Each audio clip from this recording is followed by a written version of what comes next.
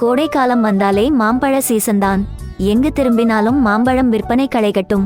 காரணம், மாம்பழத்தை சுவைக்க விரும்புவர்கள் கோடைக்காலம் வரும் வரை காத்திருக்க வேண்டும். அதிலும் இது சுவைமிக்கது என்பதால் குழந்தைகள் முதல் பெரியவர்கள் வரை விரும்பி சாப்பிடுவார்கள். இந்தியாவில் பங்கனப்பள்ளி முதல் அல்போன்சா வரை 1500க்கும் மேற்பட்ட மாம்பழங்கள் வகைகள் உள்ளன. ஒவ்வொரு வகை மாம்பழத்திற்கும் தனித்தனி சுவை உண்டு. அந்த வகையில் ராய்ச்சூரின் மண்டலகேரா கிராமத்தை சேர்ந்தவர் விவசாயி ஆஞ்சநேயா. டிப்ளமோ படித்த இவர் பெங்களூரில் தனியார் நிறுவனத்தில் 7 ஆண்டுகள் பணியாற்றி வந்துள்ளார். குடும்பத்தை காப்பாற்றும் பொறுப்பு இவருக்கு இருந்ததால் வேலையை விட்டுவிட்டு சொந்த ஊருக்கு சென்று விவசாயியாக மாறி தன் சொந்த நிலத்தில் பயிரிட துவங்கினார்.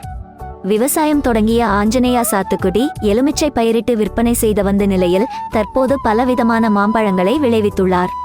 இந்த மாம்பழங்களை எளிய முறையில் மாம்பழ விவசாயிகளின் வசதிக்காக மாம்பழ வளர்ச்சி மற்றும் மார்க்கெட் கார்ப்பரேஷன் கர்சரி மாங்கோஸ் என்ற ஆன்லைன் விற்பனை செயலியை அறிமுகம் செய்து அதன் வழியாக ஆஞ்சநேயா மாம்பழங்களை வாடிக்கையாளர்களின் வீட்டு வாசலுக்கு கொண்டு சேர்த்து ஆன்லைன் மூலம் விற்பனை செய்து வருகிறார்.